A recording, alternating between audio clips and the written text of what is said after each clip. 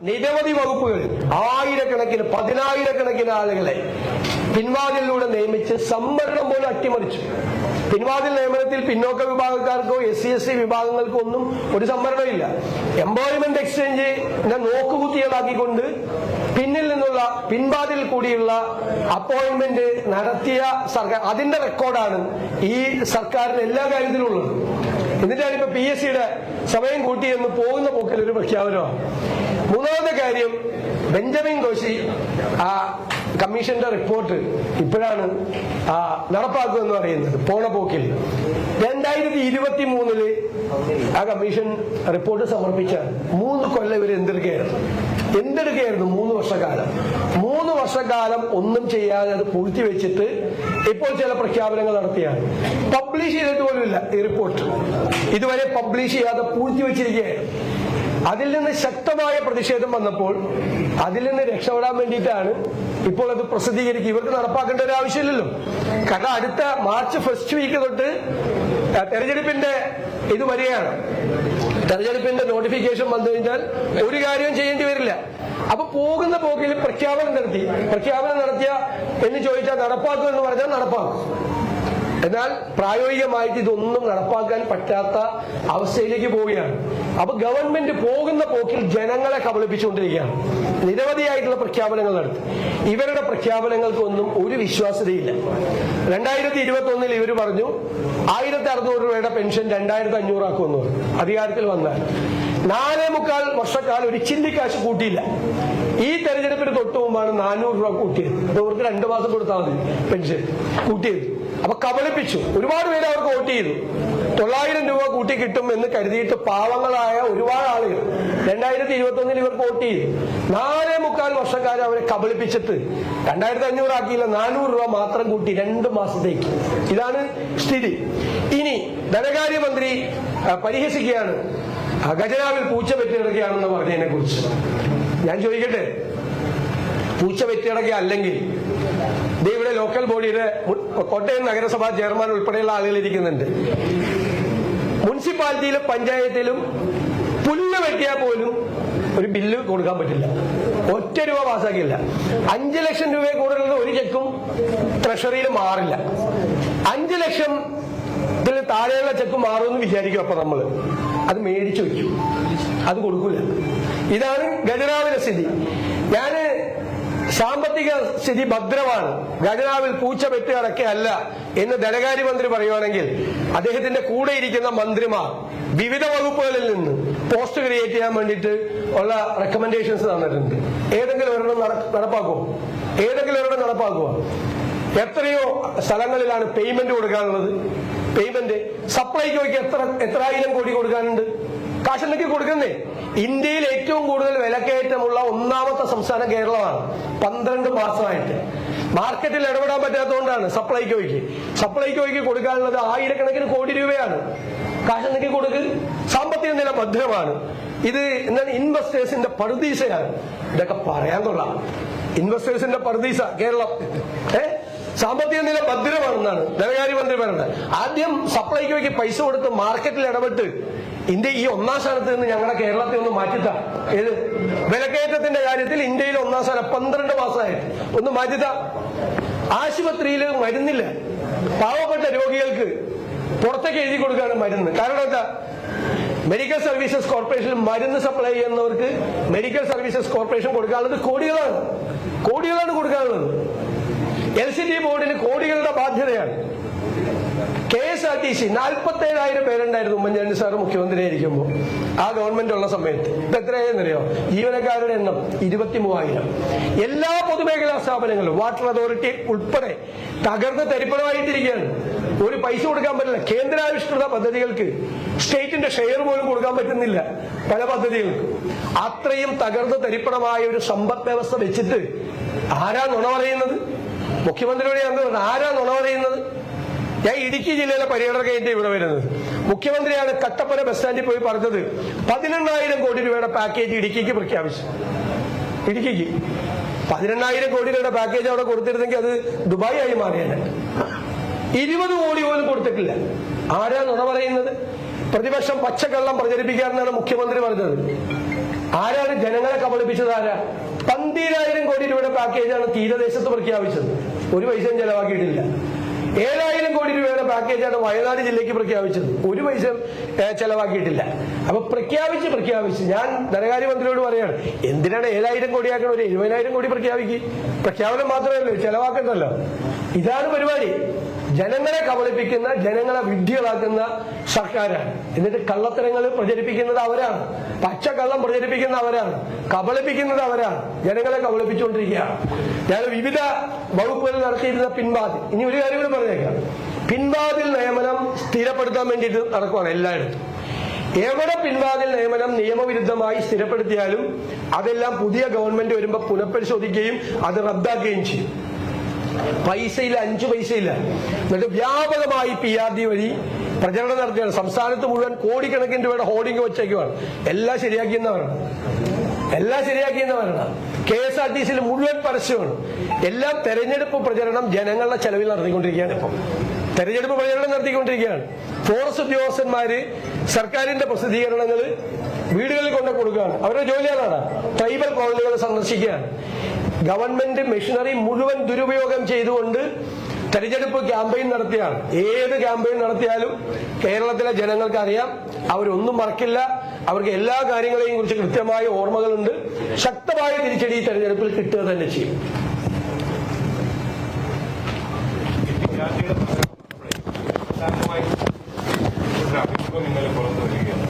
അതിനെന്താ തെറ്റ്?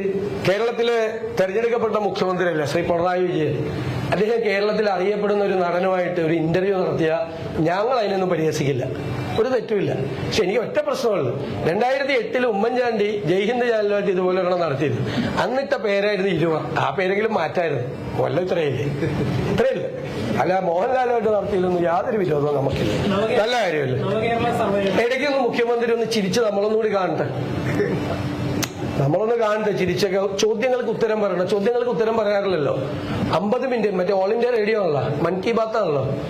ഇങ്ങോട്ട് മാത്രം പറയണല്ലേ കേൾക്കാൻ പറ്റുള്ളൂ. അങ്ങോട്ട് ചോദിക്കുന്നത് നേരത്തെ പ്ലാൻഡ് ആയിട്ടുള്ള 4 ചോദ്യമല്ലേ ചോദിക്കുന്നത്. ശരിക്കുള്ള 5ാമത്തെ ചോദ്യം വരുമ്പോ സമയമായി എന്ന് പറഞ്ഞാൽ അദ്ദേഹം എണീക്കാറില്ല പതിവ്. മോഹൻലാലിനോടെങ്കിലും മറുപടി പറയട്ടെ. ബന്ധപ്പെട്ട് സുപ്രീം കോടതി കോൺഗ്രസിന്റെയും അതുപോലെ തന്നെ KSന്റെ വാദങ്ങൾ തള്ളിയിട്ട് സർക്കാരിന് എന്തുകൊണ്ട് വികസന കാര്യത്തിൽ അഭിപ്രായം ചോദിച്ചുകൂടെ, അതിനെന്താ തെറ്റ് എന്ന വിധത്തിൽ സുപ്രീം കോടതിയുടെ വിധി വന്നിരിക്കുകയാണ്. സുപ്രീം കോടതി സർവേ നടത്തുന്ന അനുമതി അല്ല, അതിലൊന്നും നമുക്ക് തെറ്റില്ല. സർക്കാർ നവകേരള സർവേ നടത്തുന്നതിൽ തെറ്റില്ല. പക്ഷെ ആദ്യം സർക്കിൾ ഇറക്കിയത് ആരാണ്? CPM സംസ്ഥാന കമ്മിറ്റിയാണ്. നവകേരള സർവേ നടത്താൻ CPM സംസ്ഥാന കമ്മിറ്റിക്ക് DYFIക്കാരെ CPMകാരെയും വെച്ച് നവകേരള സർവേ നടത്തിയിട്ട് സർക്കാരിന്റെ ഖജനാവിന്ന് ഞാനും ഇവരുമൊക്കെ നികുതി അടക്കുന്ന പൈസ എടുത്തിട്ട് സർക്കാരിന്റെ ക്യാമ്പയിൻ നടത്തണ്ടെന്ന് ഞങ്ങൾ പറഞ്ഞുള്ളൂ. ഹൈക്കോടതി നല്ല വിധിയായിരുന്നു. അത് ആദ്യത്തെ ഒരു സ്റ്റേ കൊടുത്തതേ ഉള്ളൂ. അതിന്റെ ഹിയറിംഗ് നടക്കുമ്പോൾ ആ സ്റ്റേ പിൻവലിക്കും. ഞങ്ങൾ കേസ് നടത്തിക്കോളാം, ഞങ്ങൾ സുപ്രീം കോടതി നടത്തും. അത് മറന്നുപോയി. ഇപ്പൊ ഇന്നലെ വേറൊരു ഇത് ഹൈക്കോടതിയിൽ നിന്ന് കിട്ടിയല്ല, ഡാറ്റ മോഷ്ടിച്ചതിന്. മോഷണ കേസാണ്, ഡാറ്റ മോഷണ കേസാണ്. മുഖ്യമന്ത്രിയും മുഖ്യമന്ത്രിയുടെ ഓഫീസുമാണ് പ്രതികളാകേണ്ടത്. സാധാരണക്കാരന്റെ ഡാറ്റ അവന്റെ അറിവില്ലാതെ അത് ദുരുപയോഗം ചെയ്തു പാടില്ല എന്നുള്ള കോടതി വിധി, ഹൈക്കോടതി വിധി നേരത്തെ ഉണ്ട്. അപ്പൊ ഇന്നലെ കോടതി രൂക്ഷമായ ഭാഷയിലാണ് ഇനി ഒരു മെസ്സേജ് പോലും അയക്കരുതെന്ന് പറഞ്ഞു. ഇത് ഓർപ്പിച്ച നന്നായി, മറ്റേത് പറയാൻ പറ്റില്ല. അപ്പൊ ഈ ഡേറ്റ ചോർത്തുമായി ബന്ധപ്പെട്ടുകൊണ്ട് ഇപ്പോൾ വൈക്കം മണ്ഡലത്തിലാണെങ്കിലും വട്ടിയൂർക്കാവ് മണ്ഡലത്തിലാണെങ്കിലും സ്വകാര്യ ഏജൻസി ആ പ്രദേശത്തെ സ്ഥാനാർത്ഥികളാണ്. വട്ടിയൂർക്കാവിലാണെങ്കിൽ K മുരളീധരന് നിങ്ങൾക്ക് മാർക്കിടാം, വീണ എസ് മാർക്കിടാം, വൈഷ്ണവിക്ക് മാർക്കിടാം എന്ന് പറഞ്ഞുകൊണ്ട് സന്ദേശങ്ങൾ പോവുകയാണ്. പല മണ്ഡലങ്ങളിലും ഇത്തരത്തിൽ സർവേ നടത്തിക്കൊണ്ടിരിക്കുകയാണ്. അത് കോൺഗ്രസുമായി ബന്ധപ്പെട്ടുകൊണ്ടുള്ള ഏജൻസിയാണോ? അതിനെക്കുറിച്ച് എനിക്കറിയില്ല. ഞാൻ UDF ചെയർമാനാണ്. UDF അല്ലെങ്കിൽ കോൺഗ്രസ് പാർട്ടി അങ്ങനെ ഒരു സർവേ നടത്തണം.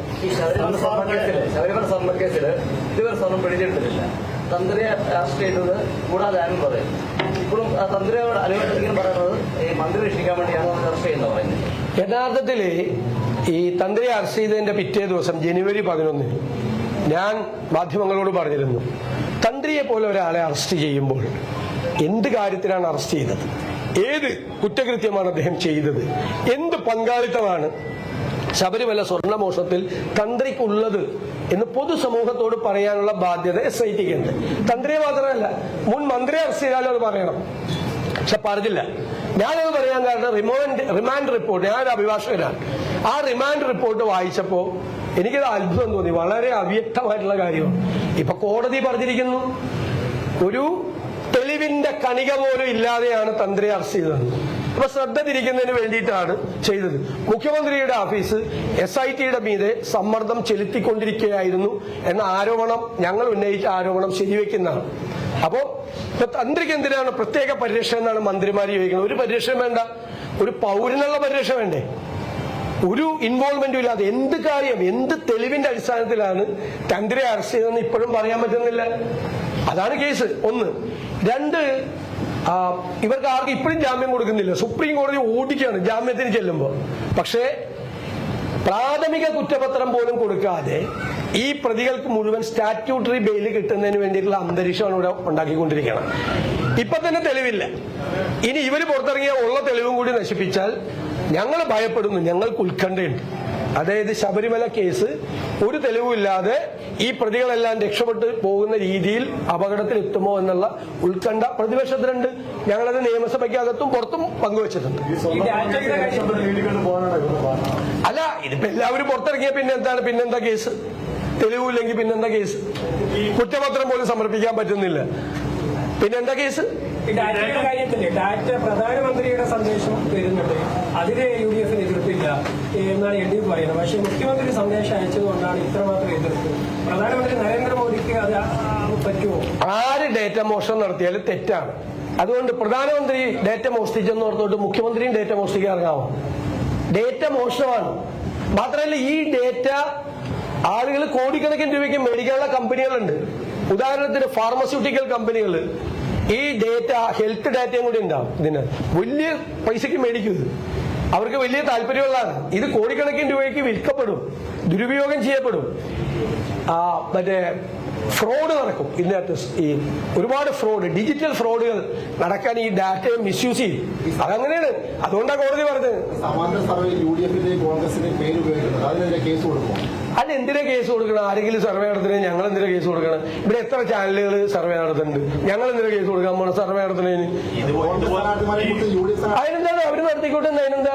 കോൺഗ്രസ് സ്ഥാനാർത്ഥികളെ കുറിച്ച് മിണ്ടിപ്പോകരുത്, UDF സ്ഥാനാർത്ഥികളെ കുറിച്ച് പറഞ്ഞു പോകരുത്. ആർക്കാണ് വിജയസാധ്യത? ഇല്ല, കേൾക്ക്, ആർക്കാണ് വിജയസാധ്യത എന്ന് അന്വേഷിക്കരുത്. അതെന്താ? ആര് സർവേ നടത്തിയാലും ഞങ്ങൾക്ക് യാതൊരു വിരോധം. മുഖ്യമന്ത്രിയുടെ ഓഫീസിന് ഏത് തരത്തിലുള്ള ഒരു പങ്കാണ് പറയുന്നത്? അത് മറ്റേ സ്പാർക്കിൽ നിന്ന് അത് മോഷ്ടിച്ചു. ഔദ്യോഗിക സംവിധാനം ഉപയോഗിച്ച് സ്പാർക്ക് ഗവൺമെന്റ് വിചാരിച്ചാൽ മോഷ്ടിക്കാൻ പറ്റില്ലേ? ഗവൺമെന്റ് ഉദ്യോഗസ്ഥന്മാരില്ലേ അതിന്റെ കസ്റ്റോഡിയൻസ്? അവരോട് പറഞ്ഞിട്ട്, ആ ഉദ്യോഗസ്ഥന്മാരോട് പറഞ്ഞിട്ട് ആ മോഷ്ടിച്ച് ആ ഡേറ്റ ഉപയോഗിച്ചുകൊണ്ട് മറ്റ് കാര്യങ്ങൾ, സർക്കാരിന്റെ കാര്യങ്ങൾ ചെയ്തു. അത് തന്നെയല്ലേ ഇത്? ഇപ്പൊ നവകേരള സർവേയുടെ കാര്യം നിങ്ങൾ പറഞ്ഞു. മുഖ്യമന്ത്രിയുടെ ശബ്ദ സന്ദേശം ഉണ്ടല്ല, തുടർ ഭരണം ഉറപ്പുവരുത്തണമെന്നും ഇല്ലേ? നവകേരള സർവേ നടത്തുമ്പോൾ തുടർ ഭരണം ഉറപ്പുവരുത്തണം. തുടർ ഭരണം ഉറപ്പുവരുത്താൻ നാട്ടുകാരുടെ പൈസ വെച്ചല്ല, അത് പാർട്ടി ഉണ്ടാക്കി വെച്ച പൈസ ഇറക്കണം. മനസ്സിലായ? നാട്ടുകാരുടെ നികുതി പണം ഉപയോഗിച്ചല്ല തുടർ ഭരണം ഉണ്ടാക്കണം. മുഖ്യമന്ത്രിയുടെ ശബ്ദ സന്ദേശമുണ്ട്, തുടർ ഭരണം ഉറപ്പാക്കണമെന്ന്. അത് പാർട്ടിക്കാരെ വെച്ചുകൊണ്ട് നാട്ടുകാരുടെ പൈസ മേടിച്ചിട്ട് നവകേരള സർവേ നടത്തണ്ട. അതേ ഞങ്ങൾ പറഞ്ഞത്. ഞങ്ങളെ എതിർക്കും, തടയുകയും ചെയ്യും. അല്ല, അത് തടയുകയും ചെയ്യും, ഞങ്ങൾ തടയുകയും ചെയ്യും. അത് സുപ്രീം കോടതിയിലേക്ക് കേസിന്റെ ഹിയറിംഗ് നടന്നിട്ടില്ലല്ലോ. സുപ്രീം കോടതി വെല്ലുവിളിക്കുകയാണോ? അതൊക്കെ വേണേ പറഞ്ഞു. അതൊക്കെ ഞാൻ മന്ത്രി ഉണ്ടല്ലോ, ആ രാജീവിനോട് ചോദിക്കേ. അതായത് തന്ത്രിക്ക് ജാമ്യം കൊടുത്ത കോടതിയെ നിയമമന്ത്രിയാണ് വിമർശിച്ചിരിക്കുന്നത്. ഈ സുപ്രീം കോടതിയുടെ ഇന്നത്തെ വിധിയിലാണ്. സുപ്രീം കോടതിയെ താങ്കൾ വെല്ലുവിളിക്കുകയാണോ?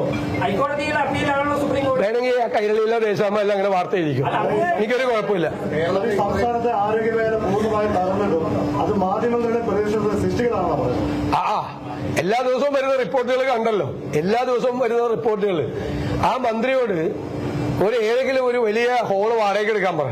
എന്നിട്ട് അവരെ അന്വേഷിക്കാൻ അയച്ചേക്കണ റിപ്പോർട്ടുകൾ, ഈ ഒറ്റപ്പെട്ട സംഭവങ്ങളിലെ എല്ലാം ഒറ്റപ്പെട്ട സംഭവങ്ങളിൽ അവർ റിപ്പോർട്ട് തേടിയിരിക്കുന്നതും അതിന് കിട്ടിയിരിക്കുന്ന മറുപടി റിപ്പോർട്ടും കൂടി വോളിയംസ് ഉണ്ട്. ഒരു ഹോള് വാടകയ്ക്ക് എടുക്കാൻ പറയും ഇതെല്ലാം വെക്കാൻ വേണ്ടിയിട്ട്. സെക്രട്ടേറിയറ്റ് പോലും സൗകര്യം ഉണ്ടാവില്ല. ഒറ്റപ്പെട്ട സംഭവങ്ങൾ കേരളത്തിലെ. ആരോഗ്യമന്ത്രി ഇന്നലെ ഒരു പ്രസംഗം നടത്തിയത് സംസ്ഥാനത്തെ ആംബുലൻസ് നോക്കി, അതായത് അപകടങ്ങളിൽ ഉണ്ടാകുന്ന ആളുകളെയൊക്കെ സ്വകാര്യ ആശുപത്രിയിലേക്ക് കൊണ്ടുപോകുന്നതിന് വേണ്ടി ഒരു ആംബുലൻസ് ഡ്രൈവർമാർക്ക് കമ്മീഷൻ കൊടുത്ത് അങ്ങനത്തെ ഒരു ലോബി പ്രവർത്തിക്കുന്ന ഒരു പൊതുവേദി പ്രസംഗിച്ചിട്ടുണ്ട് ആരോഗ്യമന്ത്രി.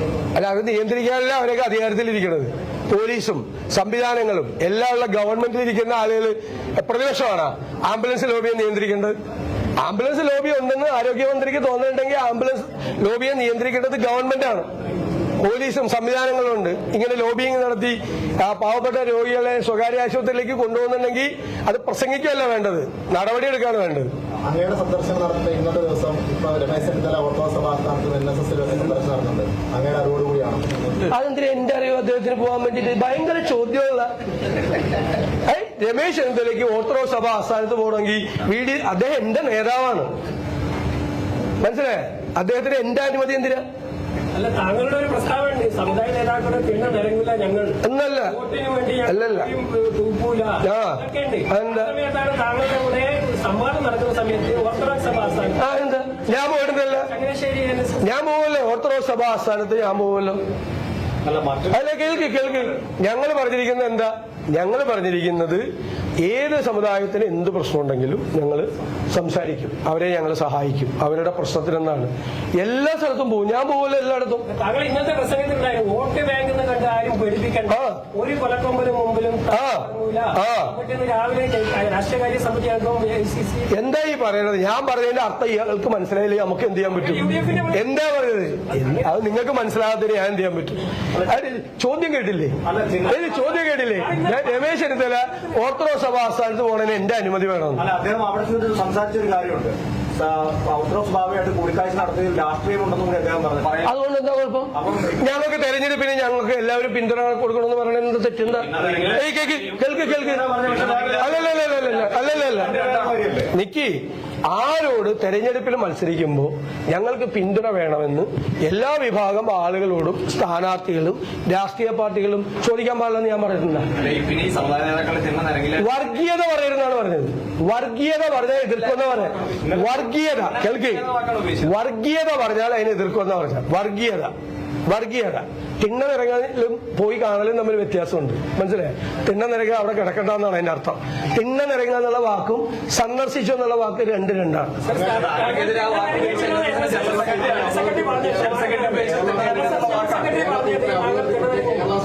BJP വരുന്നുണ്ട്, പക്ഷെ അവരുടെ നേതാക്കൾ അതിനെ സപ്പോർട്ട് ചെയ്യുകയും ചെയ്യാണ്. കോൺഗ്രസിന്റെ നിലപാട് എന്താണ്? അല്ല, കോൺഗ്രസ് അതിശക്തമായ നിലപാടാണ്. കേരളത്തെ അപമാനിക്കുന്നതിന് വേണ്ടി കേരളത്തിൽ ഇല്ലാത്ത കാര്യങ്ങൾ ഉണ്ടാക്കി മതസ്പർദ്ധ ഉണ്ടാക്കുന്നതിനും വർഗീയ വിഭജനം ഉണ്ടാക്കുന്നതിന് വേണ്ടി കേന്ദ്ര സർക്കാരിന്റെ കൂടെ പിന്തുണയോടുകൂടി സംഘപരിവാറിന്റെ പിന്തുണയോടുകൂടിയാണ് അത് നടക്കുന്നത്. അതിന് ഞങ്ങൾ എന്തു വില കൊടുത്ത് എതിർക്കും. അത് വർഗീയ വിഭജനം ഉണ്ടാക്കാൻ വേണ്ടിയിട്ടുള്ള എല്ലാ ശ്രമങ്ങളെയും ഞങ്ങൾ ചെറുത്തു തോൽപ്പിക്കും. അവരെ എതിർക്കണമല്ലോ, അവരെ കൂടി എതിർക്കണ്ടല്ലേ? ആഗോള അയ്യപ്പ സംഗമത്തിൽ അനുമതി ഇത്രയും കണ്ടെത്തിയിട്ടും ഇതുവരെ അത് നടപടി ഉണ്ടാവില്ല. കാരണം കട്ടവര് തന്നെയല്ലേ നടപടി എടുക്കേണ്ടത്. കട്ട ആളുകൾ തന്നെ, മോഷ്ടിച്ച ആളുകൾ തന്നെയല്ല നടപടി എടുക്കേണ്ടത്. മോഷ്ടിച്ചവരാണ്. 600 പേര് പങ്കെടുത്ത പരിപാടിക്ക് 12 കോടി രൂപ ചെലവാക്കിയിട്ട് ആ കാശ് വരെ അടിച്ചു മാറ്റിയില്ലേ. സ്പോൺസർഷിപ്പിന്റെ കണക്ക് പോലും ഇല്ല. എവിടെ നിന്നൊക്കെ സ്പോൺസർഷിപ്പ് കിട്ടിയത്? ഇല്ലാത്ത വൗച്ചർ എഴുതി കള്ളക്കണക്ക് ഉണ്ടാക്കി അയ്യപ്പന്റെ പേരിൽ നടത്തിയ തട്ടിപ്പാണ്, വെട്ടിപ്പാണ്. നിർത്താറായിട്ടില്ല ഇവര്. ഇപ്പോഴും അത് തന്നെയാണ്. സ്വർണം മോഷ്ടിച്ചിട്ടും മതിയായില്ല, പിന്നെയും തുടരുക.